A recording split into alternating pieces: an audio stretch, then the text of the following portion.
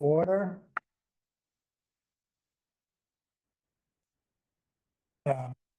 Roll call, please. Commissioner LaHaye, Here. Commissioner Ludlow, Here. Commissioner Bray, here, Commissioner Fournier, here, Commissioner Britton, Here. Commissioner Konashevsky, Here. Commissioner Kozlowski. Here. They will stand to pledge of allegiance. Pledge allegiance to the flag of the United States of America, to the republic for which it stands, one nation, under God, indivisible, with liberty and justice for all.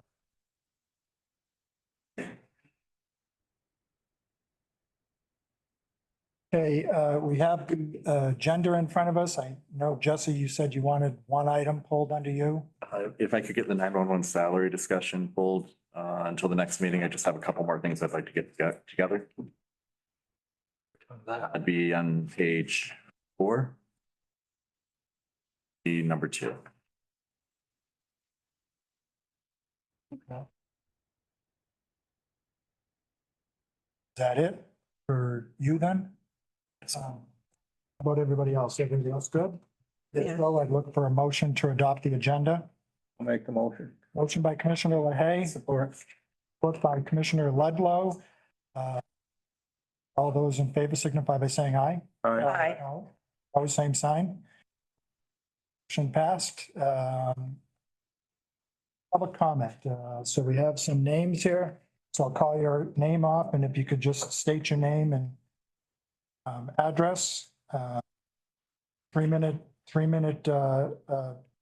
public comment time. First person I have is Melanie Kozlowski.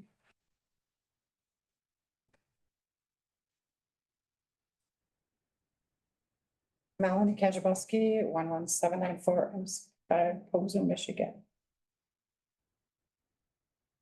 Okay, good morning, Commissioners. My name is Melanie Kaczmarski. Most people know me as Buffy. For the past 8 years, my family and I have been proud seasonal campers at Long Lake Park. The park has been like a second home to us, a place where we have built friendships, shared memories, and invested both time and money to make our campsite safe and comfortable. That's why the recent changes being made to the county park ordinances have been so upsetting. The day after I placed my deposit for next season, we were informed that several new rules would soon take effect. Rules that will make it impossible for my family and many others to continue camping there. We've tried for weeks to get clear answers for these changes, but we were repeatedly told that decisions hadn't been made yet. Only later did we find out that changes had already been approved. It felt like we were left out of the process that directly affected us. One of the biggest concerns in the new restrictions on outdoor rugs. For long-term campers, a 9-square-foot rug just isn't realistic.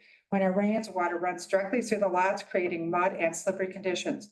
These rugs don't just keep our campers clean, they also make the site safer and help cover electrical cords, hoses that have to cross our lot. We were told this rule is to protect the grass, but short-term and tent campers cause just as much wear, so it doesn't make sense. Another issue is the ban on outdoor appliances. This means that no small coffee maker, grinder, a griddle, or refrigerator outside. For tent campers, that would mean to build a fire in the rain just to make a cup of coffee. That's simply not practical or safe. And then there's the change about decks and boats. 4 years ago, with park manager permission, I built a small deck at my own expense to make my uneven site safe and level. It was investment based on the understanding that it would be allowed and that the rules wouldn't change. Since then, we have had 3 different park managers. And now we're being told decks are no longer allowed. It's frustrating to feel that the comments we made in good faith are being disregarded. Other new rules like these about fencing and vaping also seem unnecessary and overreaching. The truth is, these changes will drive away many of the long-term loyal campers who have helped make Long Lake Park what it is today. We love that park. We have always taken pride in keeping it beautiful and safe. I'm asking the commissioners to please reconsider these ordinance changes and to include the campers in future discussions. We just want to feel heard, respected, and part of the community that we've built. Thank you for your time. Thank you. Thank you. Next is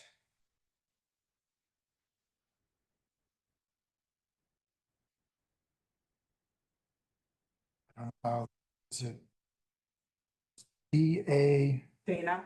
Dana? Okay. Yep. Okay. Good morning. Dana Barbo, 9430 Piper Road, Austinque. My husband Matt and I are seasonal campers at Long Lake. Have truly enjoyed it, take pride in it. I have a couple concerns. The first concern I'd like to know is where all these changes have come from. What brought it about? And then I'd also like to know the reasoning that we cannot keep our boat at our site. This summer, we've had issues where we've gone to the boat launch and kids are throwing rocks, logs, whatever. And I don't agree with it. I think it's absolutely ridiculous. You have people that come up from downstate that are in tournaments, and our boat's a $45,000 boat. Nothing compared to what their boats are. And do you think that they're going to park it in a parking lot? No cameras, no security, kids running all off because their parents think when they go camping that, it's just a free reign to do as what they want, no rules. It's a different world with parents and children these days.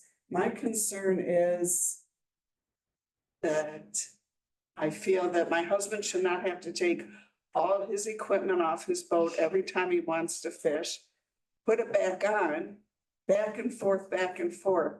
And I know there's an issue with, there's some people that believe that we take advantage of camping there and that we're not paying taxes like people that live on the lake. We do pay $2,000 a year, approximately. If you take the $40,000 a year that you guys get the beginning of May and take that away, because a lot of the people are gonna quit camping there, that's not gonna hurt the campground. It sure is gonna hurt the campground. $40,000 at the beginning of the year is a good start. I'm not here to cause any issues or anything. You get more with honey than you do vinegar, but I would like that our concerns be addressed. And again, tell us why these changes have come about, for what reason, because I have seen nothing when we're camping that would bring these changes. Nothing. Dogs, there might be an issue there. I don't have a dog, so I'm not going to talk about that one. Just like this, she said about the canvas carpets.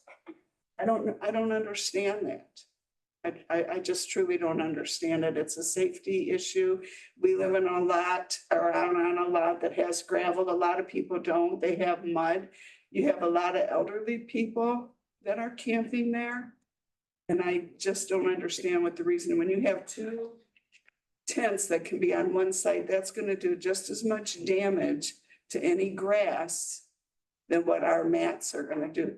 So I would really appreciate if you guys would maybe take in consideration some of the opinions of what needs to be done and what doesn't.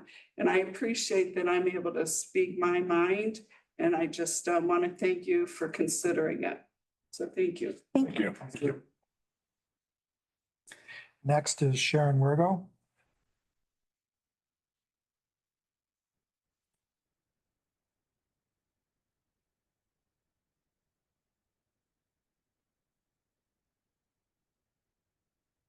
Sharon Warhol, 9452 Long Rapids Road. I have a couple of concerns about the camping ordinance as well. One of them that is kind of hitting me is the one where you cannot have a deck. Reason we have a deck is because our lot is basically an unfinished construction site.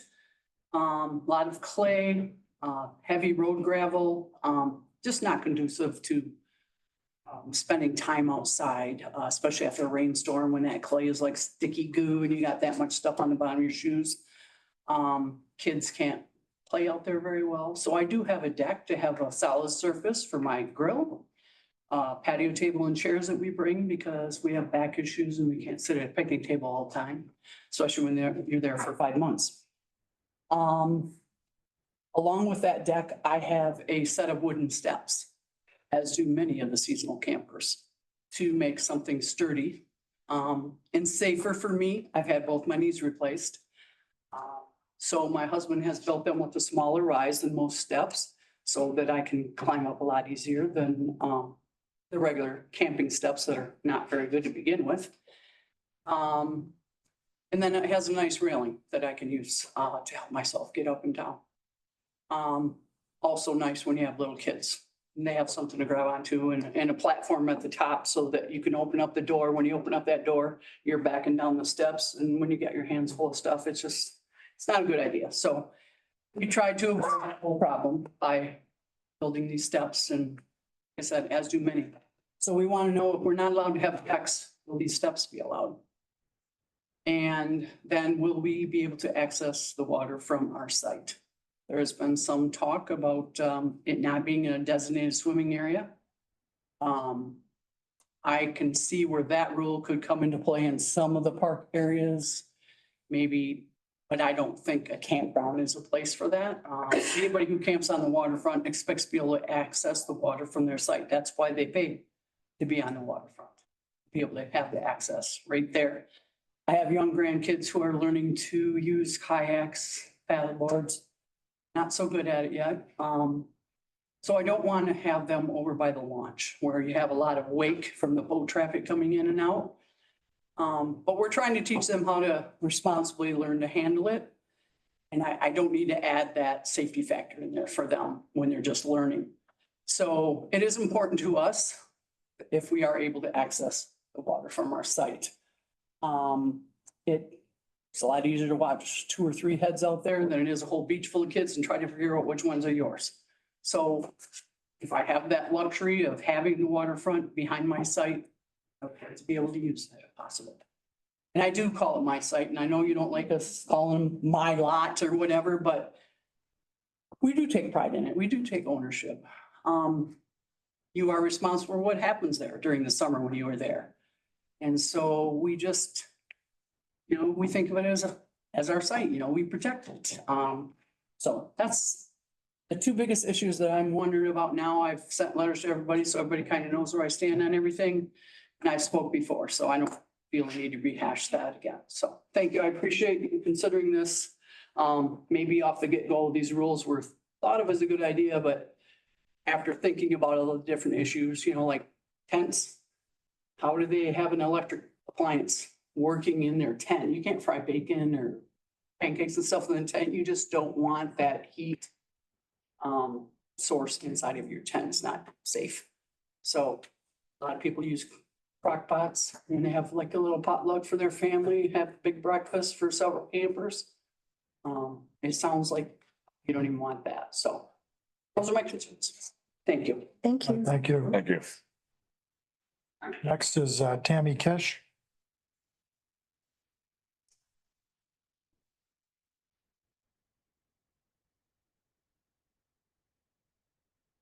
My name is Tammy Kish. I live in Alpena and Partridge Point. I'm also a lifetime camper out there. We moved up in 93. We started camping there in 94 at Long Lake. My whole family camps there, grandkids, we even conceived there. We love the park. But these new rules, we just don't understand them. I mean, I have linoleum floors. And take that small pebble on there, it'll cut my linoleum. So I do have rugs down. I don't have the decks, but I do have rugs down that I try to keep that gravel out of my camper. Who's gonna replace the linoleum when it gets ruined by rocks cutting it, I mean, as it is, some of them get in there, I still sweep it 5 or 6 times a day, even with the little rugs down there, because that small pebble even blows onto my rugs. And I think that being able to have the small little appliances out there, they're not plugged in all the time. Do you guys leave your crock pots plugged in 24/7? No, they're not. Or a little griddle to make pancakes on, you don't leave them plugged in 24/7. They're not using any power. They're not hurting anything. I don't understand why it just sounds like to everybody, you guys are just totally nitpicking camping apart to where people aren't gonna wanna be there. It's a beautiful park. And it makes it sound like you guys don't even care about the park anymore. You don't want campers anywhere around it. So are you gonna sell the lake? You can't do that either. But it makes it feel like that's what you want. You say, and this has to be posted in the newspaper afterwards. So how do you guys feel that after you make the ordinance and it's published in the newspaper, that every camper is going to read that. Do you think it's gonna come back that they want to camp at any Alpena County park? I wouldn't think so. And all the fishermen that come here, all the years that I've known all the fishermen that come here and they come in their big, beautiful bass boats with all their equipment on there, they don't want it ripped off. And now with that berm that you guys put in there, you can't really see the parking lot. They can't see their boats from their campsites. They're not gonna leave them there. They're not gonna come here and bring the money here. And that's my concern. I don't want to see this park go to heck where nobody shows up there anymore. That's not right. It's a beautiful area. They have most beautiful sunsets out there. And people love it and enjoy being there. And that's our concern. Thank you. Thank you. Thank you. Thank you. And the last one, well, last card I have is for Tina Skiba. Where can you find this? I can't find them anywhere on the, You were sent them. they on the website anywhere? You sent them, didn't you? Kim sent a copy of the ordinance to, yeah. Thank you for listening to me. My name is Tina Skiba. I reside at 221 West Baldwin here in Alpena. Some of the things I wanted to talk about have been covered, so I want to just question the few things that do affect me. I grew up on Long Lake #1. I grew up with Dave and Avis Hinks. That's where I learned to swim and everything else. So Long Lake Park, I've grown up there. Most recently, in the last 5 years, I started camping there and I started taking a 2-week waterfront site. I camp by myself in a little tiny camper. My husband drops me off and then he comes home and goes to work. The things that concern me are the boat. We do park our small boat on our lot, which does have our fishing equipment and electronics in it. We park it in our garage at home, so we don't have a cover. We don't need one. So that's a concern with theft at night. The other thing that's really concerning to me is where this all started. As I've come to camp at the campground annually and love every second of it, the constant improvements that you're making are wonderful. My husband was instrumental in paving the new parking lot, so we were down there a lot watching that transpire. What a wonderful thing. The little signs throughout the parking lot, you can always go up to the office and get somebody to come down and help you. So the whole camping experience is just wonderful. And as we both retired recently, we're looking forward to spending more time. I've been inquiring about getting a seasonal campsite.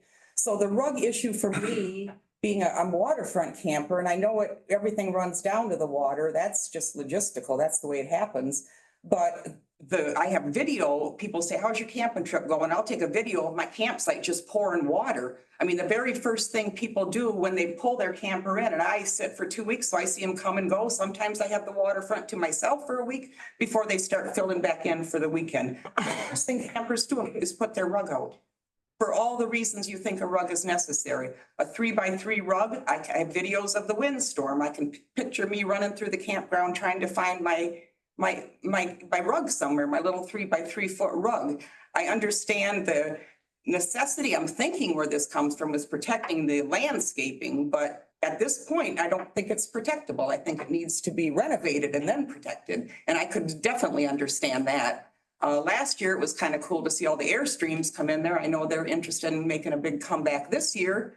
So these things to me, if a person was booking a campsite and they look at the ordinance, they wouldn't understand. I mean, we have a plug on the outside of my camper to plug in my griddle or my crock pot. So not being able to use that, I don't get that either. Again, where does this all come from? Because to me, being there, observing the people that are seasonal campers, I've made some great friends. It's like people walk around, have a good time, visit other campers, sit down and have a cold one or a sandwich. It's just a community. It's a beautiful community. And it's an inexpensive family community. It's something families can do for not a whole bunch of money. So I don't understand the regulation and where it came from. I got 14 seconds. I'll leave it there, but thank you so much for listening. Thank you. Thank Thank you. you.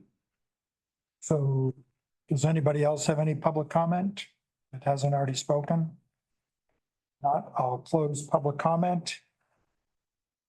And then, there was no one online that. We'll close public comment and now we're moving into, we have a closed session with the personnel matter. Yep.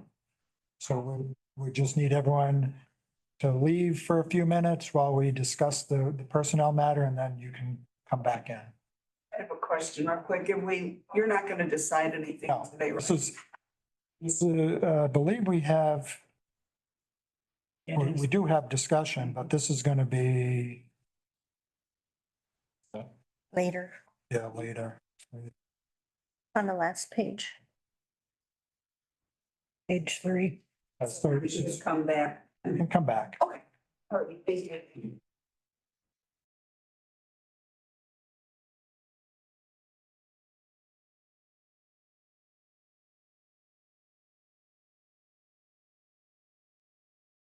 Okay, so we need a roll call again, just to make sure we're still here. Commissioner LaHaye, Here. Commissioner Ludlow. Here. Commissioner Bray. Here. Commissioner Fournier. Here. Commissioner Britton. Here. Commissioner Konashevsky. Here. Commissioner Kozlowski. Here. Chairman, before you move forward, just one more item. Michelle Bray will not be making it today. It's just, we're gonna. I was wondering because I didn't, when I. looked in Oh, the I didn't audience. see Okay. that. Okay, that's fine. So we'll just have that, skip over that until the next time when she's able to make it. So the next item we have up is to, looking for a motion to pay the bills. I'll make the motion. Okay, so we have a motion by Commissioner Bray, I'll support. support by Commissioner Fournier. I did have a question and my question's for the sheriff. So I know I talked to you about the, training, I think it was, for the deputies. And as I was going through I think there was a training for individual, it just said deputy training and then 2550 Kirtland College. Well, my question is, and I think Carrie pulled it up, but my question is, and I didn't think of this when you initially asked or mentioned that we were doing that, but do we have like there's a commitment, so if we pay for a training, then there's a commitment for them to come to the sheriff's office for a certain period of time? We have so much training, it's hard to know what exactly what you're talking about. So I'm looking at and maybe it's not the one that this was, but if we take an individual and put them through deputy training to come and become a deputy, so there's that training that they get initially, because I kind of joked with you and I said, oh, we shouldn't pay for that or whatever. But I started thinking about this. If we are paying for that, shouldn't we offer or require a commitment for them to come? Like if we paid for somebody to go through an academy. Yeah. Yeah, You can sign a letter, like saying if you leave within 3 years, you have to pay the money back. okay, Quite honestly, those have not really held in court. And, so it's kind of worthless to do it. Piece of paper, but what it is. But we have not sponsored anybody through an academy as of recently, so I don't know. Well, it just was Kirkland College, and again, I can get with you afterwards. If it's Kirkland, we do pay for a consortium, where all the Northern Michigan police agencies pay an association fee. I think that's what it was, And association. so they'll put on, we have so much required training that we have to do per year. to Okay. Keep their license. They provide the classes and we get a reduced rate because we're part of the consortium. Okay, So it's like Okay. continuing education. okay, and that's really all I had. So we have a motion, we have support, and if there are no other questions, then I look for roll call. Commissioner LaHaye, Yes. Commissioner Ludlow, Yes. Commissioner Bray. Yes. Commissioner Fournier. Yes. Commissioner Britton. Yes. Commissioner Konashevsky. Yes. Commissioner Kozlowski. Yes. Motion carried. Next item is the county treasurer, monthly report. Okay, the first sheet that you have is the balance sheet. We have reserve funds of $268,014. An unrestricted fund balance of $3,867,920.47. leaving us an ending fund balance of 5,399,784.44. If you take the ending fund balance, removing the reserved, it leaves you an unreserved fund balance of 5,131,770.44. The next sheet is the revenue and expense report. You can see where we're at for 25 versus 20 through 24. We're not in the negative year to date, so that's a great thing. Hopefully that keeps moving that way. And then the other two sheets you have our revenue and expense report. That shows from 24 at this time to 25 at this time. And everything's right about where we should be at. Okay, any questions or comments? Okay, so I'd look for a motion to receive and file the I'll make the motion. motion by Commissioner Britton, I'll support it. support by Commissioner LaHaye. All those in favor signify by saying aye. Opposed, same sign. Motion carried. Oh, boy, you're on top of it.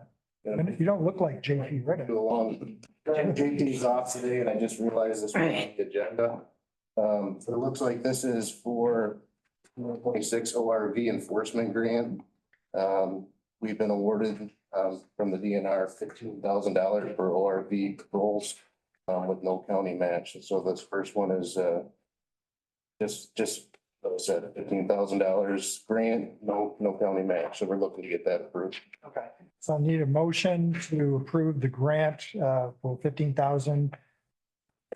Make the motion. Okay, so motion by Commissioner Konashevsky, support by Commissioner Britton. Questions? The only question that I have was, how does this impact the grant? Because we're approving this now. This looks like it was signed off at the end of October. This goes from the 1st of October through the 30th of September. Does that impact it at all because it's like a month into it, or? No, So you can put these in, like, we could put it in tomorrow for this coming year? Yep. Okay. Okay, roll call, please. Any other questions? Okay, roll call. just to answer your question, so the state budget starts in October. And when we're January, so when we go to do budgets every year, we don't know. It's hard for us to plan because we don't know what we're getting from the state. They just give it to you. Yeah. So Okay, answers it. thank you. Commissioner Ludlow, Yes. Commissioner Bray, Yes. Commissioner Fournier, Yes. Commissioner Britton, Yes. Commissioner Konashevsky, Yes. Commissioner LaHaye, Yes. Commissioner Kozlowski. Yes. Motion carried. The next item is the snowmobile. Next one is the 2026 snowmobile grant. This one actually has a 25%, 15%. 15%. Yep. So we were awarded $3,450 grant with a match from the county of $450. Runs October 1st of 2025, so beginning of this last month, April 30th, 2026. It's another one we just don't know until they approve it. Okay. Okay, so need a motion to approve this grant for the snowmobile law enforcement. I'll make the motion. Motion by Commissioner Fournier, support by Commissioner LaHaye. Any other questions? Roll call, please. Commissioner Bray, Yes. Commissioner Fournier, Yes. Commissioner Britton, Yes. Commissioner Konashevsky, Yes. Commissioner LaHaye, Yes. Commissioner Ludlow, Yes. Commissioner Kozlowski. Yes. Motion carried. Thank you. Just for an information piece, this money that the DNR uses for the grants, that all comes from your ORV and snowmobile and boat registration. That's how they afford to pay for these grants. So anytime somebody says, I have to pay $30 for a trail permit, that's where this is going. Oh. That's up.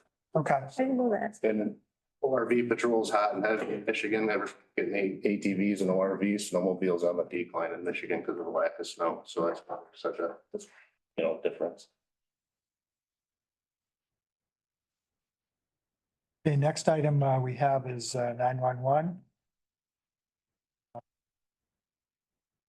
Central Dispatch. Just one note before Kim begins, just if we could add one line to the end of this action item, Which one? This one? you're doing the county central dispatch director for the radio council installation. if we could just add the line and to approve the treasurer to perform any line item changes or transfers to achieve the intended action. Because there's actually a couple more things that need to occur for that line item to move. And that just allows the treasurer the freedom to conduct Right, work. So I want whoever approves this to remember to say. So do you have that, Kim?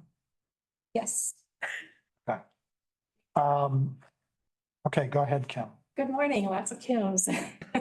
So as I outlined in my memo, when we purchased our new phone system earlier this year, we wanted to be forward-looking and not lock ourselves into just 3 stations. So we purchased our new system with 4 phones. So we've been working through the year, assembling together a 4th dispatch station. And we have that completely accomplished. The only piece still remaining is to put a radio console there so that we can communicate outside our center using the radio. Our radio consoles are no longer available on the market, but we procured 3 sets from Roscommon when they upgraded. So we already own the consoles. I just have to pay Motorola to come and install it. The cost for Motorola to come and just do the project is $68,435.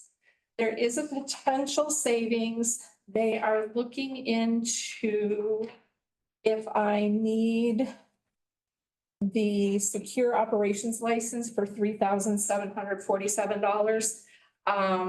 I believe we already have that because we have 5 seat licenses. So I believe we do not need that. So it could come in less than that, but I'm still waiting back for the official word. So I'm asking for the full $68,435 just in case. Our original radio consoles project was purchased through the ambulance fund. So I'm requesting, if we can take the $68,435 from the ambulance fund to install this 4th console set. Okay. So the answer, I'd say yes to that. I looked at a motion to approve the 68,000 from the ambulance fund for the Telerad to install the additional Motorola 7500 radio console and central dispatch, and then add the additional language that Jesse, so I'm looking for that motion. I'll make the motion. Motion by, you like the motions today, right, Bill? Motion by Commissioner I'll second. Lahey, second by Commissioner Bray. Any questions for Kim? So my question is, when I went through the contract, and hopefully you can explain this, but on page 16, which is that equipment list. Yes, 9,156. yes. So then down on page, the last page, 18, we've got the total of 70,000 minus the Correct. 2358. What is the difference between the 68 and the 9? So that's an interesting question. So I actually reached out to them and told them that I had to have a breakdown of it. And the only explanation I could get from them was that they are assigning, even though it's in addition to the system we already have, Motorola insists on assigning a project manager, a project engineer, and then there'll be the people on site. And they calculate what they think the costs are going to be. And if there is an expense that exceeds what they had allowed for it, they will switch the money internally. And I argued with them that they should give me a base rate and we would do a change order if there's any increase. But I have talked to people at the state and they said this is the way that Motorola does business and they will not provide a line by line explanation of what they charge. And I can also tell you, I verified with MPSCS at the state, if we were doing a new project, the state doesn't, within reason, obviously, the state doesn't care who we award the project to. As long as they can get the project to meet the state specifications, the state doesn't care who we hire. Because we have an existing configuration that we're adding a unit to, we either go with Motorola or we don't have a radio configuration at that console. Which was unfortunate because I had several phone numbers I was gonna call. It's not my first choice to work with them, but in this situation, it's the only choice I have. So this isn't something that like Grand Traverse Communication can do? I talked to Neil and Neil called MPSCS himself at the state level and they told him the same thing that my source at MPSCS told me. Because Neil's not a Motorola dealer. Are there any other Motorola dealers available that could? Well, so there's a Motorola dealer in Gaylord. And I could use them over Telerad. Telerad did the installation for our initial project, so I feel that I should have, it just makes more sense to have them come back and do it. But it's not Gaylord or Telerad doing the quote, it's Motorola themselves doing the quote. I've been back and forth and under every rock on this project, and it's basically we go with Motorola's quote and have one of their teams come and do it, or we don't get a radio console at that fourth station. So the difference between the 9 and the 68 is Yes. those hidden fees or Yes. charges that they're gonna charge us that we have no idea what they are. I mean, they are gonna send a team on site and they're gonna be here, you know, doing work to get the console configured and onto our tower and onto the state system, which is not a small task. But they refuse to give me more than that detail. So I would think to come up with the amount of 70,000 and then to give the, whatever the discount was, there has to be something because you don't just come up with a random number and then say, yeah, we can do this for that, because guess what? Everybody would do that. And I would give you a huge amount, charge you a quote for a huge amount to then come in, and we have no idea whether it actually costs anywhere near that. I understand and I agree with you wholeheartedly. It's a down payment. And I talked to our radio guy, the sheriff deals with him too. I trust him implicitly. And this is what he told me last week is it's this, or we simply don't have a radio console at that fourth station. And it's unfortunate that a company can have you over a barrel like that, but that's where we are. Yeah. Surprising. And just of note, it's a lot of money. It's a lot of money, but, so the system that we currently have, Mark purchased it in 2019. We can no longer, it's no longer available on the market. So it's already obsolete. It's, yeah, basically. We can no longer purchase parts or replacements or anything. So Roscommon recently upgraded. So they sold us their 3 console sets that they had been using, which the state does all the updates and everything. I talked to the state and they're like, nope, they're the exact same thing you have. We even have the touch screens. We have everything to go with them. I was told to expect 10 to 20,000 per unit. They sold them to us for 2,500 per unit, because if you recall, my team was going down last year and helping them during a staffing crisis. And so they were very gracious to us in return. So for less than the cost of what I was prepared to pay for 1, we received 3. So we are planning that those 3, so we'll install 1, we'll have 2 full setups that'll get us through the next 5 years. The new console that they just released that Roscommon purchased is end of lifing in 2030. Otherwise, I'd be having a conversation about just upgrading, but there's no sense to upgrade to the new system that's probably $500,000 and only get 5 years out of it. So we've got spare parts and we're gonna be stashing money so that when the next new system comes out, we can be right out of the gate on it and get the most mileage out of it.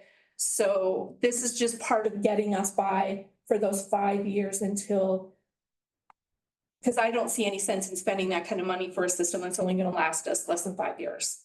So this will get us by until we can purchase the next system. So in 2030, whether we want to or not, we're gonna probably have to. Yes, sir. So that gives us 5 years to be setting money aside and be ready for that when it hits.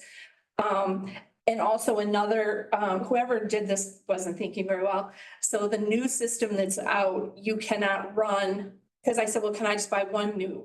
And you can't run the new 7500E with the 7500s in the same room because they feed back off each other.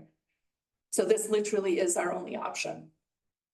So you said that this, the market bought this in 2019, and if it's going away in 2030, so this is good for 11 years, and then how much do we need to prepare to spend if we're doing this every 10 to 11 years? I believe that this one was about $500,000. Obviously, technology's going up. I'll be keeping my finger on the pulse of it and hearing other people's experiences as we get closer to that time. But obviously, we'll be setting money aside so that we have that project and perhaps asking for some help from the ambulance fund for the next project as well as what they did for this current one. Okay. Okay, any other questions? Are there other people besides Motorola that we can look at in 2030? Absolutely.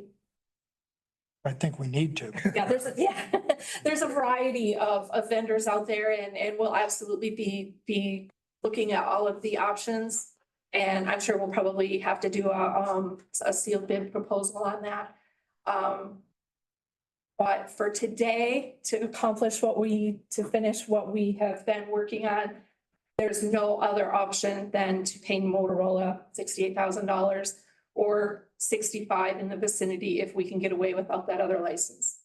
So there is we can't expect it to go down much more than that 65. Yeah, so it's 68 and they're verifying whether or not we need the $3,700 license. So at the most, it'll come down $3,700. Okay. Okay. Unfortunately. Any other questions? Is there money in the budget for this? Oh, ambulance fund. Okay.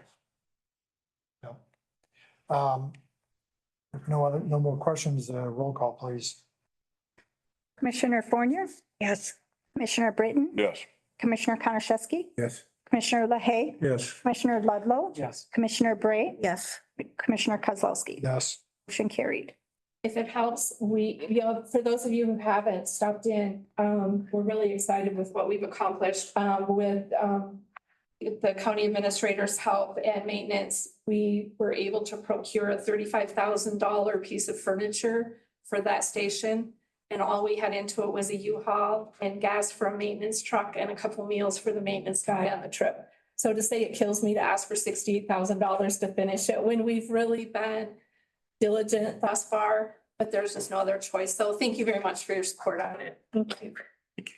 Okay, next item. I guess we got the sheriff coming back. We probably should. Actually, Chairman, late on Monday afternoon, the treasurer and I were going through this one. I think we have to revisit this one because we have some issue with some of the math that was On done. number 6. Yeah, if we could pull that and revisit it at the next meeting.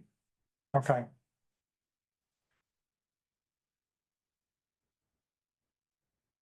So we'll move on. You don't have to get up there now, Eric. You're good.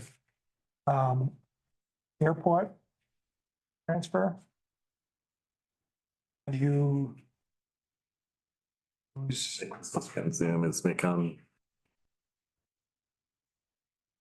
so this looks like he's just asking to move.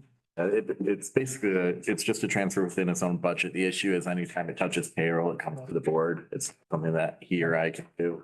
So he's moving the money, the leftover money from the airport manager that's been vacant since he took over as the manager. The assistant manager position. What? Oh, you said the airport manager, the airport assistant Well, manager. he's since he took over as airport manager, Oh, yeah, I'm sorry. because he went from the assistant manager to the airport manager. So whatever was left, didn't we, what did we do with that other position? Didn't we just give money? You guys approved a secretary Yeah. to be Is hired. that money coming out of that? That's 26. Yeah. Oh, okay, because this is left over from, all right. Yep, I'd make the motion to let him go ahead and move the money from the system manager's line item to the fuel farm maintenance. okay, so we have a motion by Commissioner Britton. Or support by Commissioner Ludlow. Any further discussion? If not, roll call, please. Commissioner Britton, Yes. Commissioner Konashevsky, Yes. Commissioner LaHaye, Yes. Commissioner Ludlow, Yes. Commissioner Bray, Yes. Commissioner Fournier, Yes. Commissioner Kozlowski. Yes. Motion carried. The next item is for county administrator. So I'd like to, MERS has a subscription. They have a tracking tool on there for any type of legislation or appropriations going through the state legislature. Basically, I can put in some keywords and it'll send me to anything that has to do with, for example, the word county or the word Alpena, et cetera. One of the issues we ran into recently was we found out there was an appropriation for Alpena that was being made in the last appropriation bill that went through. Those bills are quite lengthy and sometimes very difficult to navigate, but we found out that we were getting a chunk of change that I'll be highlighting when we go through the general fund changes. Usually the subscription is $1,200 for the year. They have a special going on right now for $900, gets me the rest of this year and all of next year. I'd like to try it out for a year to see if it helps, but there was a substantial, again, thing that came through the appropriations bill that had I had this tool, it would have been nice to have known as we were developing our budget, so. Okay, I'm looking for a motion to transfer the 900 from the professional services to the dues and subscription. I'll make a motion. Motion by Commissioner Konashevsky, support by Commissioner Bray. Any other discussion? Not roll call, please. Commissioner Konashevsky, Yes.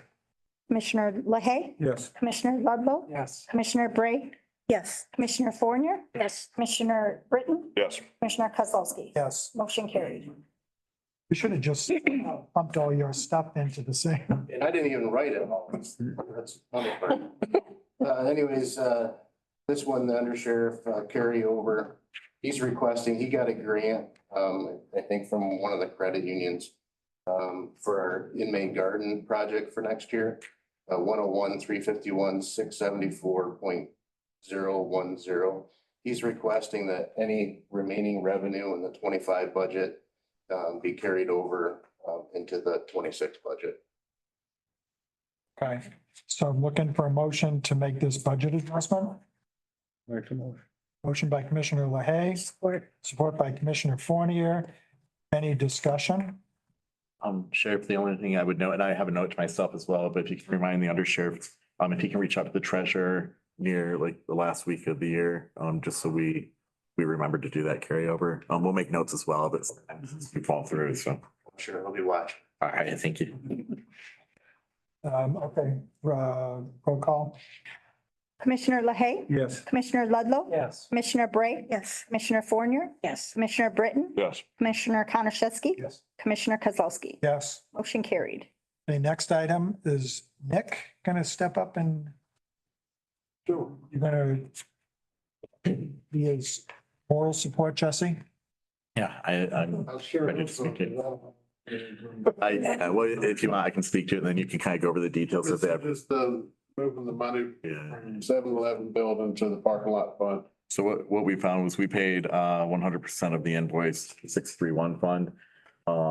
Usually you can't easily move money out of these other funds, but I consulted with our auditor, and she did say we can move money out of the 7-Eleven building fund, the 245 fund rather, to the tune of 35,000. The total cost for the parking lot was approximately 50,000.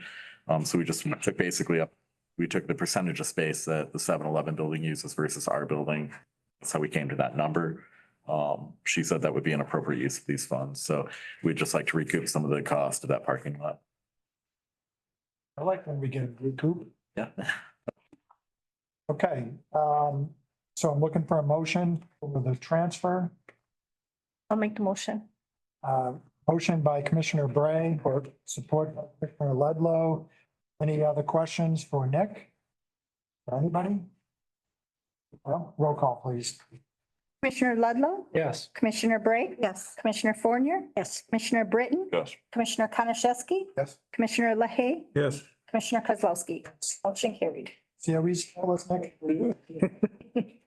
On action item number 11, the next one you're taking up on the siren maintenance, just to clarify, that change will take place for the FY 2026 budget. We'll maintain how it's currently operating for 2025 since we're already pretty much through the year. I think we've already had the maintenance done on it. So I just wanted to clarify that change is for 26. And that's going to fall under the general fund? It would save the general fund $5,000. Yeah. So what you're doing is, what we found out was that the emergency sirens are actually maintained and operated by 911. They're not maintained or operated by the emergency manager, so they should have actually, in my opinion, that line item should be in the 911 fund. Kim, those things. The only other thing is we discussed, if we could, pay that annual expenditure from 911's budget from the ambulance fund. And I don't know, since this is for 2026, I'm not sure how that works since I've already submitted So- my. Can we check to make sure that's another? We can check to see if it go through How 911. much is it normally? So it's It's not a usually, lot. no, it's not. I think this year with the additional repairs that we had to have done that they thought were probably related to the ice storm, it was less than $6,000, and that's more than it typically is. Yeah. We have a power bill that's associated with it every month, and then we do preventive maintenance on the towers every fall. But it's usually 5,000 or less. So do we want to add additional language to this, to check to see if we can transfer this out? And we can make that motion, use the ambulance? You can, or I can just check and report back and we can add it at a later date, but because this will be for 2026, so we, Right. yeah. Okay, well, we'll just approve this now, and then you can do the checking on the see if we can use that to use those funds to cover this. And I do have the answer on what we usually spend. Right. Siren maintenance, in 23, we spent $7,400, in 24, we spent $5,000. And in 25, we spent 73,000. However, that's 73,000? or I'm sorry, 7,300. That 7,300 would have been lower. That was due to the damage from the ice storm. So it was a little bit higher than normal. Okay, so I'm looking for a motion to. This is. Just gonna make a motion to Yeah. use the maintenance, siren maintenance from 911 and remove the siren maintenance from the general fund. Yeah, budget. Okay. So we're just basically, this doesn't need to be a roll call, does it? Because there's no money technically, we're just, No, this Creating a line item. this is for the next budget. all right, so I'm looking for a motion. I'll make a motion. Motion by Commissioner Bray. Support by Commissioner Fournier. Any other discussion? All those in favor signify by saying aye. Aye. Opposed, same sign. Motion carried. Hey, next up is motion to rise and report. I turn it over to myself. So consent calendar. Everyone had an opportunity to look at the consent calendar. Was there anything that anybody wanted to pull from consent calendar? No. If not, I'd look for a motion to approve the consent calendar. Make the motion. Motion by Commissioner LaHaye, Support.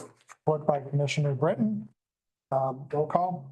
Commissioner LaHaye, Yes. Commissioner Ludlow, Yes. Commissioner Bray. Yes. Commissioner Fournier. Yes. Commissioner Britton, Yeah. Commissioner Kozlowski. Yes, I'm sorry, Commissioner Konashevsky. Yes. Commissioner Kozlowski. still a yes. Motion carried. Okay, so next item, actually, it's,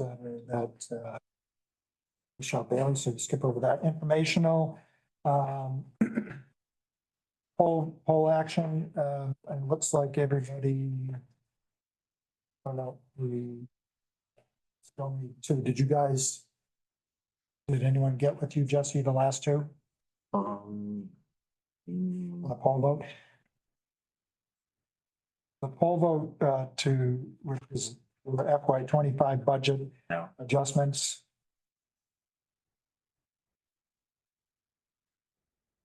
I don't want to read all that we'll be here all day.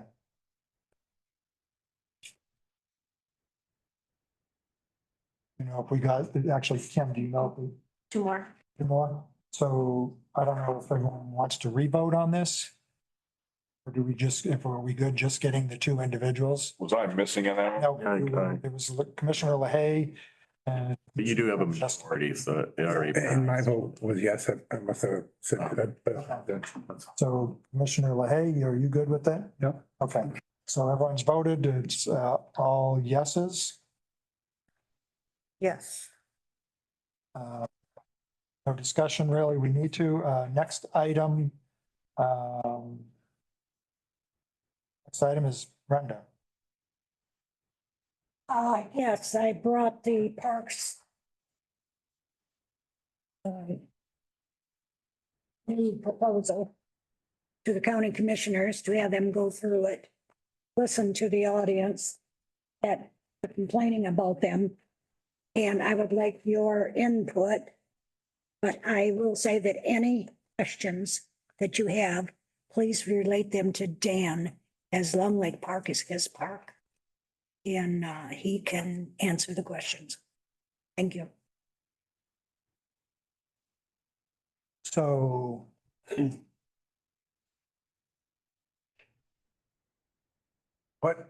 what did arrive at all these coming through? I can't speak about the rest of the board, but we had some complaints. And we have some plans going forward to help alleviate the problem with the gravel and stuff. And to do that, we need to get rid of the decks and the rugs, and that seems to be a big issue. So that's where we went with that one.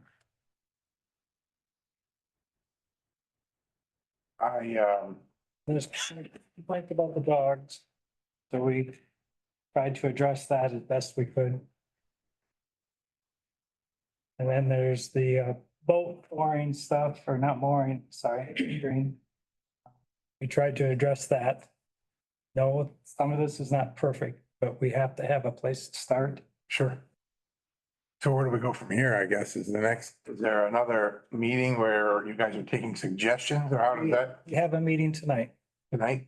The meeting tonight is your full. It's the full, Parks. yes, Where's that at? Right here? Yep. What time is that? 6 o'clock. It's going to be a very long meeting. So, Are there gonna be any answer to the concerns that the campers have? I brought it to the county commissioners. And I'm going to let, being the county owns the park, that I thought if they have any input, or if they think some of them should be changed, I am leaving it up to them, because it doesn't matter what the Parks Board says or does. The ones that are complaining will not quit, no matter what we do.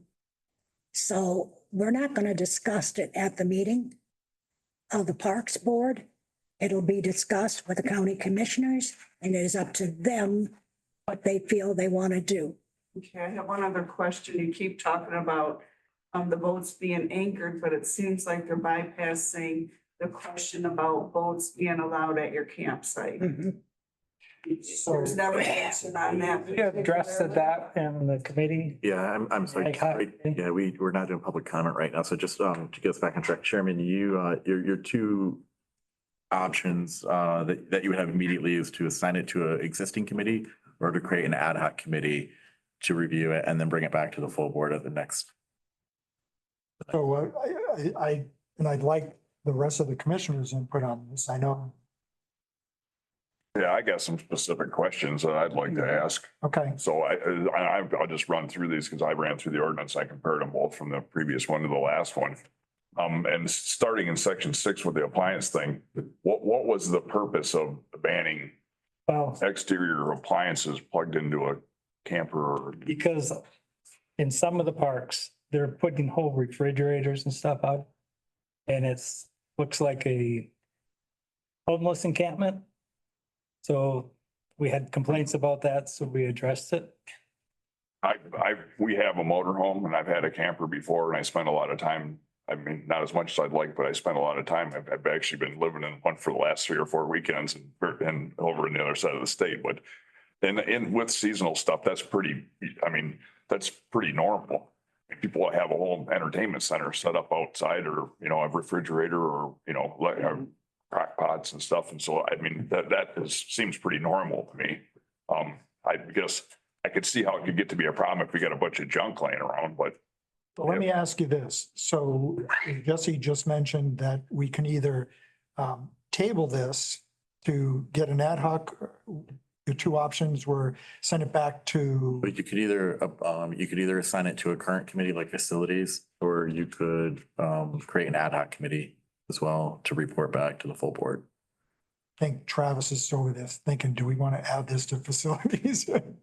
It's obviously an issue that we need to deal with because I read through Commissioner Britton's notes as you let me borrow them, and a lot of his concerns are also mine as well as it sounds like So the public. let me ask you this, are you guys comfortable with just tabling this to dig into this more and then give us time? Because I don't think we want to rush through this because as we've heard the last 2 meetings, there's been some concerns that, you know, whether we either change it or continue on with what we have, I think maybe we do want to just take some more time and address this. I think you ought to have ad hoc committee because finances, excuse me. Facilities Yeah. is not going to have the time. It's going to be Well, going through the ad hoc- all of these. The ad hoc committee would have to be other commissioners that are willing to want to sit down and spend the time to do this. And it probably should take some time to do it. We don't Right, want to it's just going to. push it through. I mean, I would say probably, Chairman, I mean, if there's a recommendation, you have Commissioners Karnashewski and Britton seem interested in it, and then I would add Commissioner Ludlow as the individual who's kind of been entrenched in Long Lake, I would. and then you would be ex officio. With it too. So maybe we do put together an ad hoc committee to work with the parks. Yeah. Try and see if we can be some sort of liaison between the community and the parks and figure this out as a board collectively. Are you? I know I'm not supposed to talk, but on that committee, can there be campers? You know, No, it's internal no, count. but I mean internal, you get like you two can. Well, So you Sure. can relate to how we're feeling as Sure. a group. Sure. Okay, yeah, and I'll be very honest with you. I agree with most of what you're saying. thank you. I appreciate it. But we do understand that, but I think the understanding is not that it wasn't corrected for enforcement. It was corrected and researched because we received complaints. yeah. Mhm. Well, So you get complaints from one group, you get complaints from another group. Okay, so. So that's what we're trying to address. well, Outlaw all the electrical, Gonna- just say no refrigerators. we're gonna just keep this Yeah, ma'am, discussion okay. here. So what we'll do is, if you guys are good, and Dan, you're good? Sure, why not? Okay. We'll I- just kind of work some more on this and then, Right, but I will say, I'm Chair of Parks, that the only people that complain is Long Lake Park. We don't hear nothing from Beaver Lake. We don't hear anything from Sunken Lake. And the ones that do the most complaining are the ones that are seasonal campers. I spent the better part of a week in Sunken Lake and there's people that are seasonal there that do have appliances. There's a guy that's actually got a tent set up with a great big rec room set up outside. Right. The only people that You know, complain. and the people that were right next to us had a refrigerator I know they outside. did. Right. So, you know, well, I also camp. My husband and I have a motorhome. I've been to just about every park there is. And all different parks, they all have their different rules. I may not like them, but I have to abide by the rules like everybody else. But some of these issues in here that I don't agree with. For instance, cooking outside, I agree with that because I love the smell of bacon outside. So I do agree with that one. And I hope that when this ad hoc committee gets together, and they will do the best they can, that will satisfy yous. You can put this to bed because we can't just keep having this from Long Lake Park all the time. Yeah, so I think we should be able to do that. We'll coordinate a time that works best for everyone and then go from there. But how do you, is there a way to do it to where there are, when we have input, like how they have hearings, like, you know, or like the building ordinance, there's a hearing for it, or Well, I don't know. I mean, we're- where, because we it seems can- like that was missed, and where the misunderstandings are is that, okay, you have public comment, but we can't respond during public comment. We can. But we Well, try to do it. So, and unless voices are able to be heard, nobody's going to be happy. Well, I think we We're not all gonna make received them all quite a happy bit of anyway. I know. information emailed to all of us that, you know, that's at least a starting point or just kind of, and I know you have a lot of notes over there, which, you know, again, as I read through some of the stuff too, I agree that, you know, can we make some changes? I think we can work this out and then bring it back and coordinate It with. sounds like it's just generalized, like all appliances, maybe they need to look no full size or refrigerators or apartment refrigerators. Again, Generalized, don't put it, you know, no. normally we don't take public comment You know, during the meeting, so. sorry. So we'll get our ad hoc committee together and then take the information, the emails. And again, any of the individuals that have emailed us, if you have more information that you want to send us, send it to once we know with that ad hoc committee, you send it to all the commissioners right now because we're all getting it. So we'll do that. And I think once, again, we're all good with that. We don't need to have or do we want a motion for that? You would just appoint the committee. Okay. So you guys have been appointed for that ad hoc committee and then we can coordinate. Right. Okay. Then we don't need to come tonight, right? I was just going to say tonight, if you want to come, that's fine. I can't tell you you can't, Right. but I'll only allow you to speak. We're not going to discuss this tonight because I sent it to the county commissioners, and what the county commissioners say, that's how it's going to happen. Okay, and we've already spoke as to what our concerns Right. is, so we really don't need to. And everybody's got them down. Again. Well, the ordinances are going to be, Yeah. ordinances are going to be reviewed and then, Right. Oh, there'll tonight. be no, No. with our ad hoc New committee, act. and then we'll bring that forward again. And you're Dana Barbeau, right? Yes, I am. Okay, I'm keeping track. All right. I appreciate getting the new committee and that there are going to be people that camp. So, you know, I appreciate it. And please understand, we're, Problems at Long Lake, we haven't had one. Never have had one. Thank you for that. Never. but please understand, we're not going to come in and save the world. We're all going to sit down collectively and speak with Right, the but at Parks least you Committee. guys are going to discuss what our concerns are and Sure. being campers, you can maybe look at it a different way. Yeah, it seems like there's 5 to 7 items that everybody it's a common denominator here. And I think that I tend to agree with you on the majority of it. I can't say that I'm going to fix it myself, obviously, but I think within a couple of months with us working with the Park Committee, I think we can find some rationality that will work for everyone. Appreciate it. John, can I just ask that you go back and look where you guys voted a couple years ago to raise our thing out there by $100 to cover an outdoor refrigerator? That was voted on a couple of years ago because I got charged $100 for having an outdoor kitchen on my camper.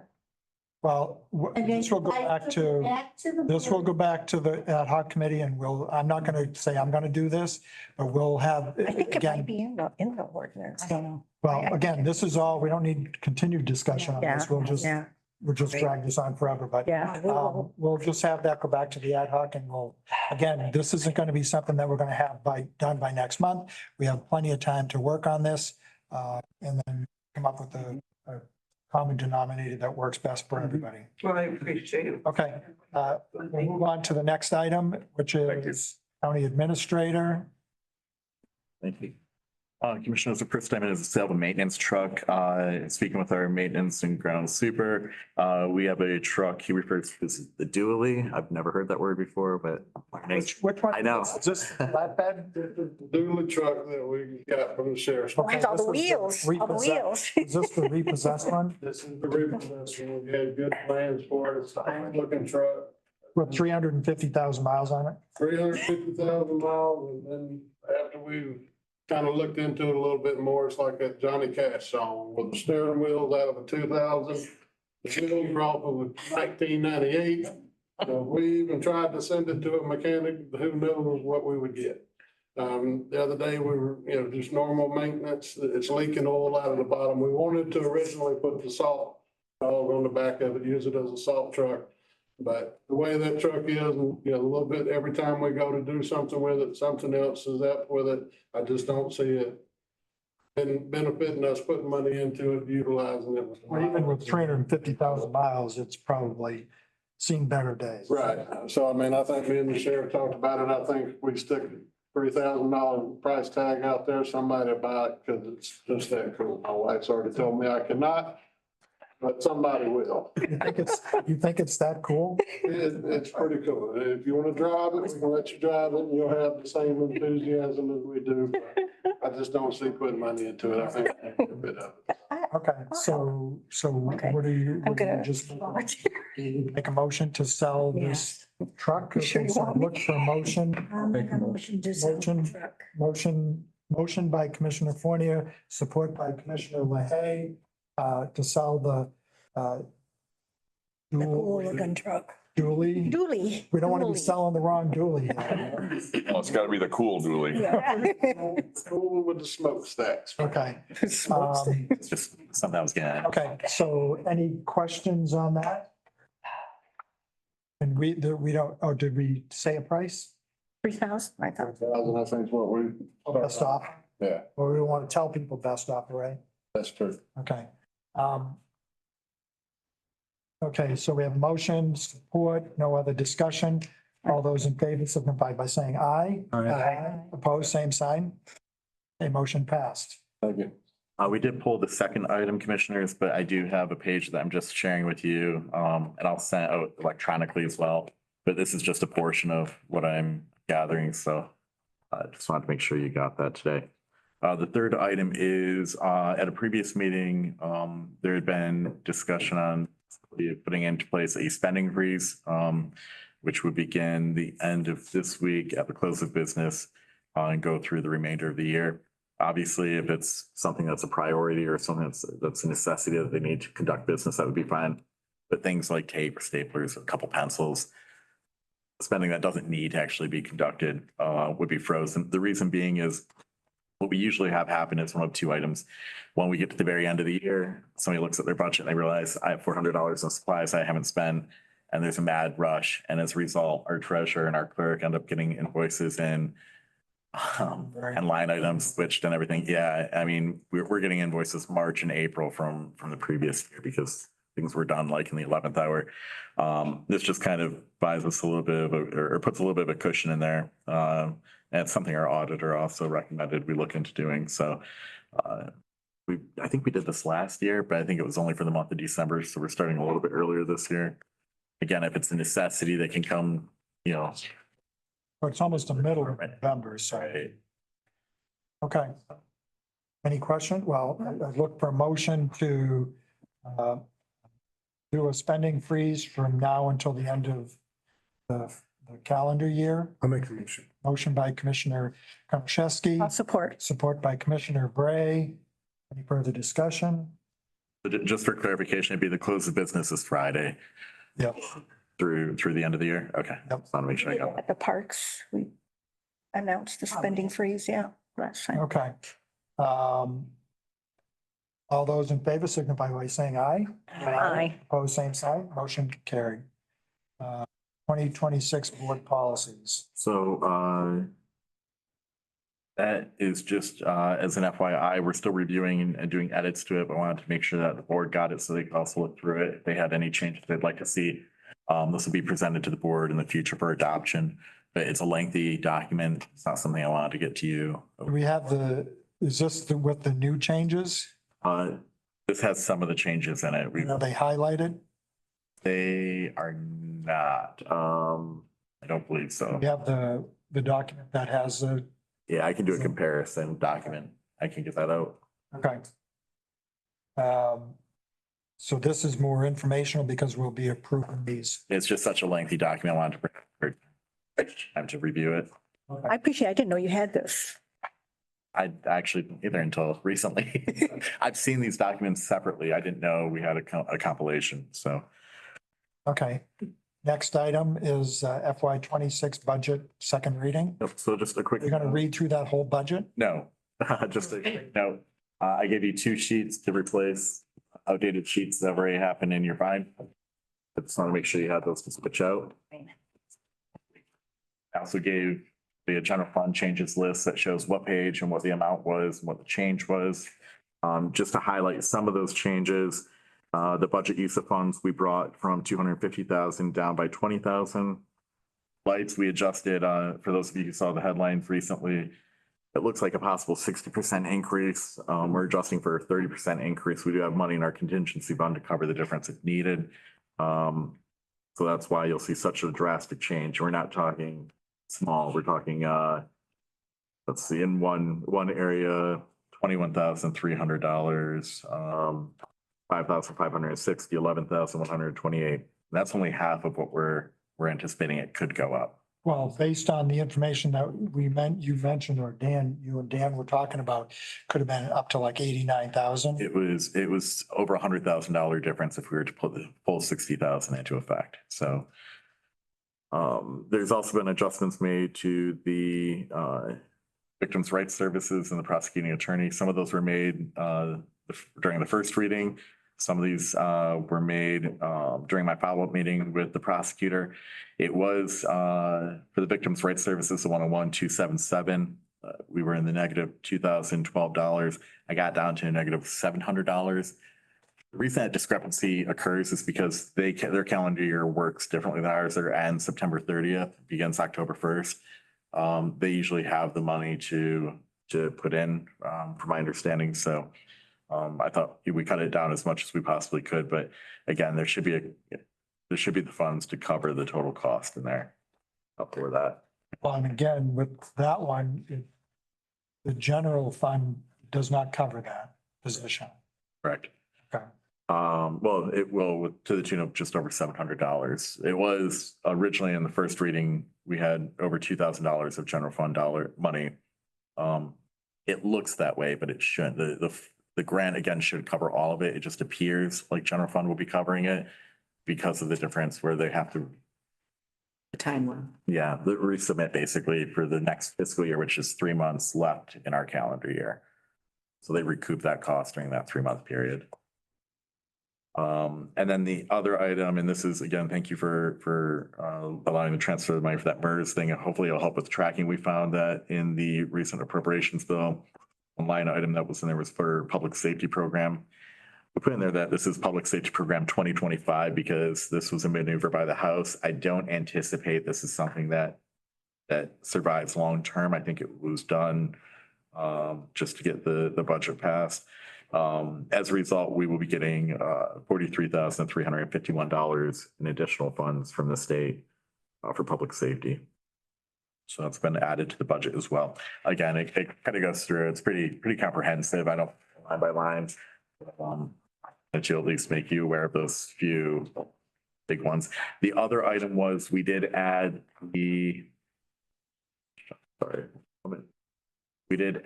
Finding Your Way Home pilot program. That's the one that mimics after Kalamazoo County.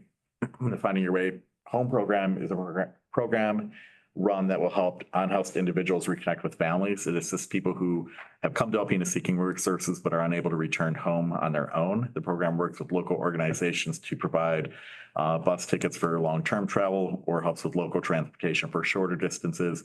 ensuring a safe and supportive connection to their destination, and helping put some relief with the homelessness issue locally so that our resources here could be spent on local individuals, while also making sure those who have maybe support mechanisms elsewhere, they can get to those, find help. So that's also been added to the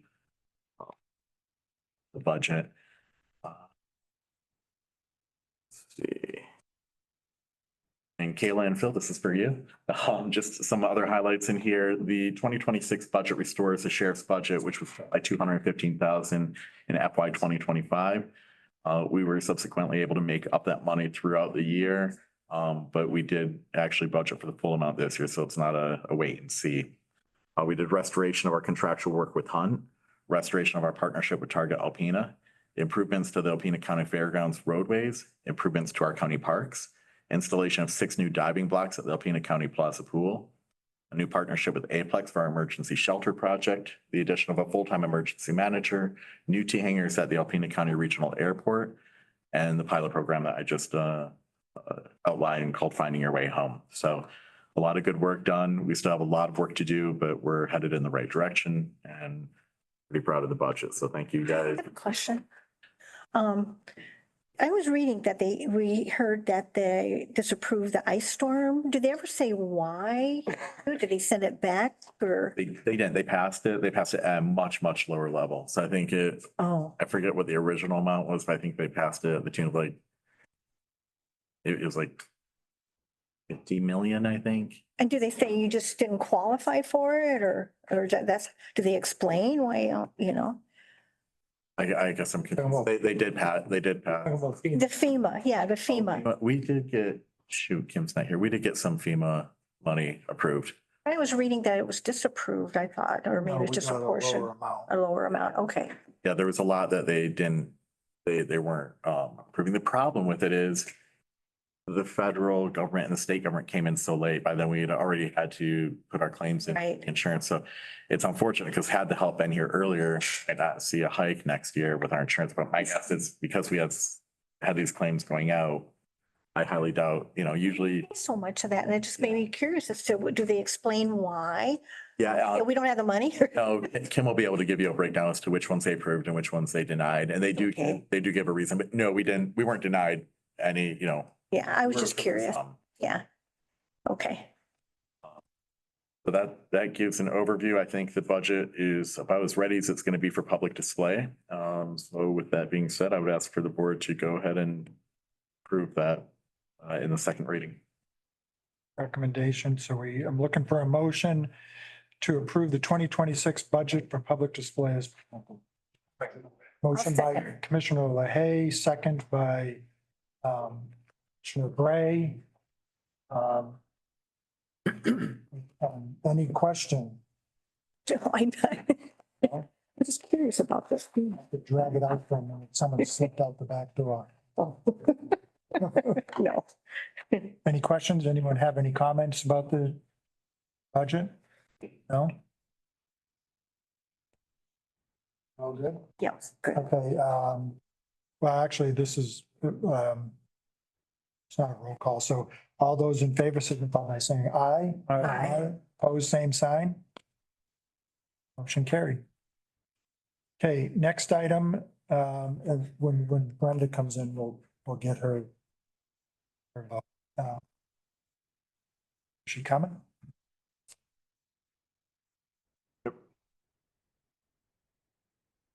Finally, we can get this meeting back on track. That's so long. So we just approved What did we approve? I didn't say yes. your resignation, so. Wouldn't you? When you do, I will. How's that? We approved the budget for public display, so everyone was a yes, so we just want to make sure. Okay. Oh, we knew. Yes. Okay. Okay, good. You just waited for my yes? Yeah, I could have said no. oh, I know. All right, I'm sorry, I should have mentioned this. I had one page that I kept stuck. Yep. No, this isn't bad. I just wanted to let you know that from the last time we did the first reading to the second reading, we're actually in a little bit of a better area with a projection that in June of 2026, instead of being at a 30.71% of the 2026 GF budget, will be at 32.49%. Additionally, there's a little bit wider of a gap with the 25 and 20% gaps. We were looking at $954,034 away from layoffs. If we were to do the 20%, we're now at $1,199,977. Likewise, we're at $289,187. At the 25%, we're now at $518,018. So with the additional revenue that came in from that, for that item, as well as the other things that were adjusted, put us off in a better footing. So I want to highlight that as well. Okay. Next item is correspondence.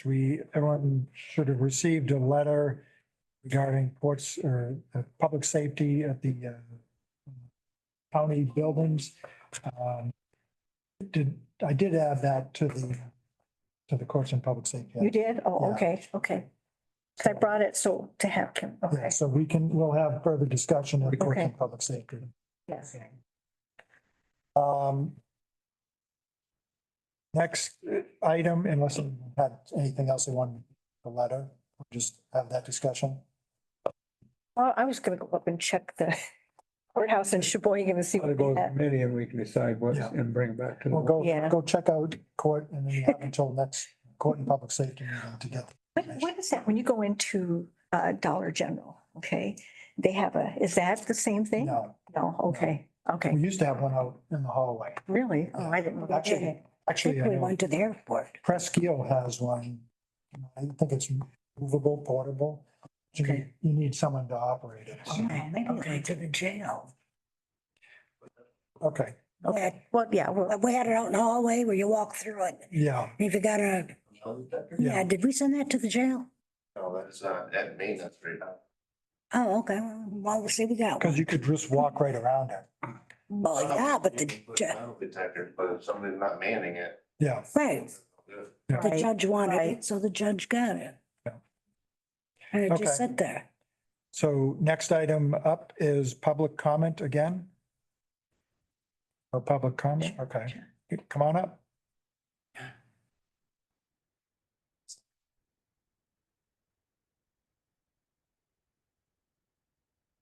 I'm to make Sharon Wordle.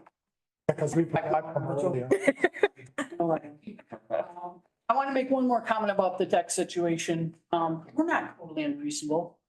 But what we're asking is until such a time that you get grass planted, you get the turf leveled and get it to be a decent place to inhabit, it would be nice if we could at least keep what we've got going on now. And we're not against, you improving it. We welcome that. We've been wanting grass from day one, but, it hasn't happened. So we're not being unreasonable there. One thing I do resent is being called a complainer. I've been kind of elected to be the voice because I'm retired and I have the luxury of time to be able to come into these meetings and see what's going on or voice people's opinions. A lot of these opinions are not my own, but I'm representing a lot of the people that camp there. I don't own a boat. I don't have a dog. A lot of the fights I'm trying to fight for them, they're not my own. And we've been referred to in the past by people on this board as a couple of Karens and told other board members that there is no problems out there. We just have a couple of Karens who aren't happy no matter what. And that's not true. We're reasonable. We are excited about having a committee of people who camp and understand the environment to look at these things, maybe tweak them. We don't think they're all unreasonable. I don't like a ratty looking campground with beat up decks and beat up refrigerators and just junk laying all over either. I like the place that I'm living all summer long to look decent as well. So, I think there's some things that can be dealt with on a case by case basis. If somebody's got something that just looks like heck, address them and deal with that, but don't make it a blanket thing all the way across the board that prohibits the people who are trying to abide by decent living conditions and, have the place look nice. Don't, squelch everything that they're trying to do just to enjoy the place. So we spend a lot of money to be there. We take pride in it. And I just wish that we could find some way to meet in the middle, because we're tired of this too. It's a lot of stress, just camping should be fun. You know, it's sucked all the fun right out of it. I would tell you, you guys call us Karens, but they call you all fun suckers, so.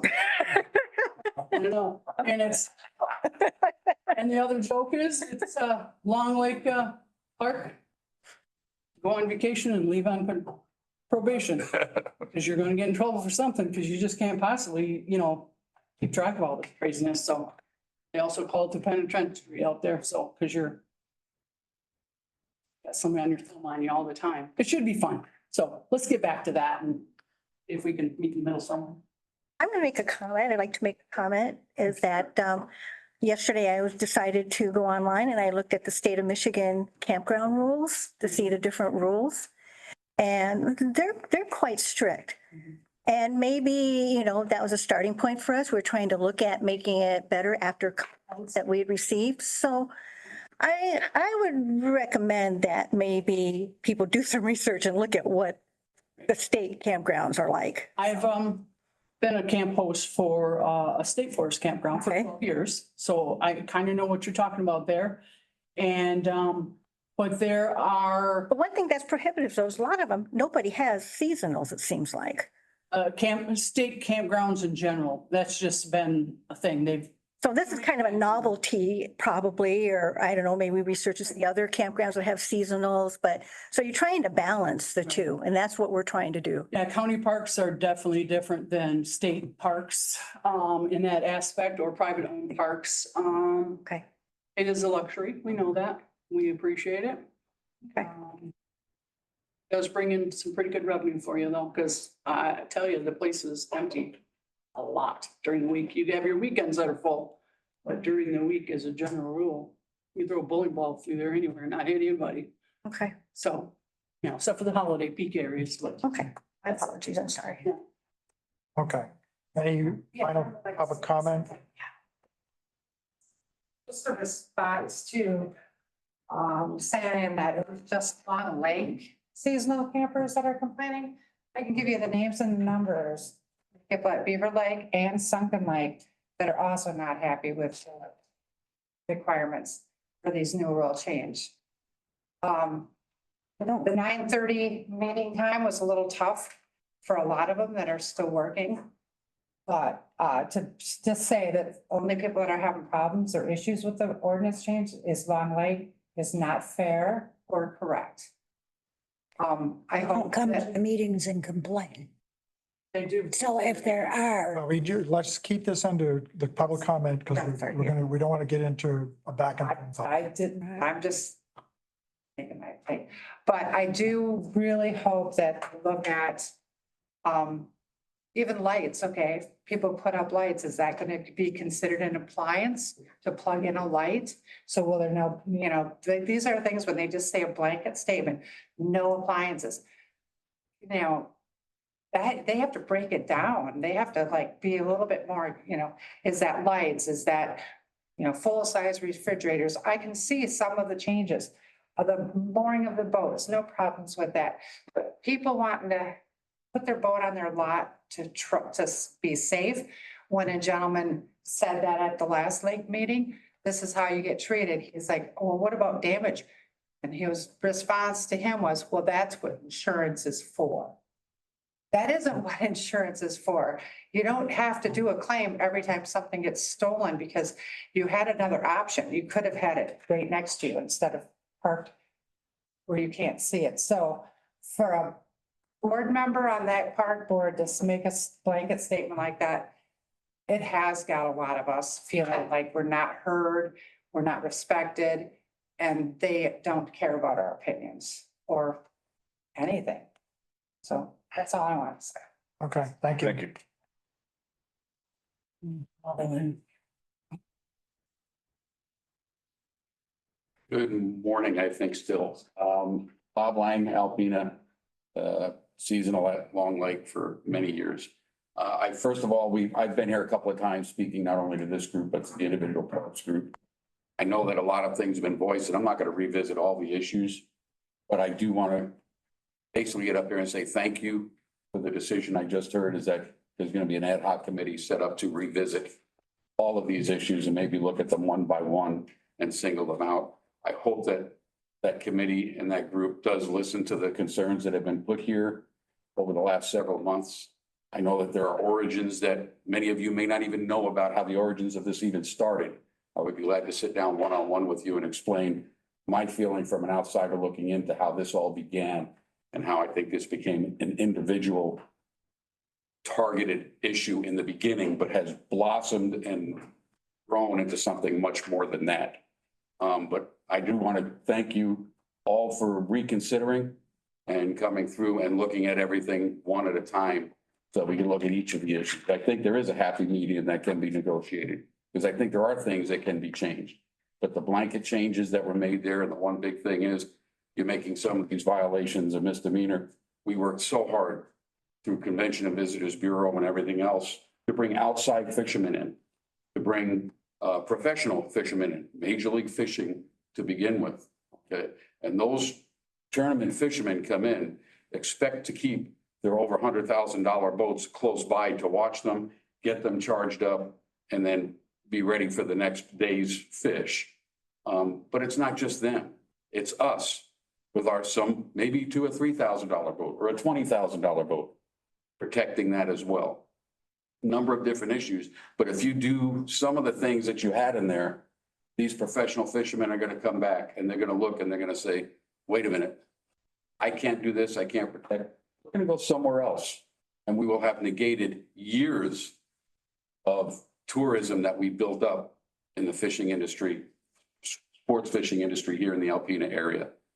Again, thank you for reconsidering it. And I just wish that you do include us in that reconsideration so that as we go through and come up with it, we come up with something that's palatable for everybody. Thanks. Thank you. Anybody online, Kim? Okay, we'll close public comment, and unless, Just a quick note, Commissioners Ludlow and Britton, the media had a question for you, so I looked you into an email. You can check that at some point. I want to be on that. if nothing else, any final comments before I wanna be we, on that I look for a motion for adjourn? I'll make that motion. Adjourn. I'll support. Adjourn or Commissioner? Motion by Commissioner LaHaye, support by Commissioner Bray. Those in favor signify by saying aye. Aye. Opposed, same sign. So it's on.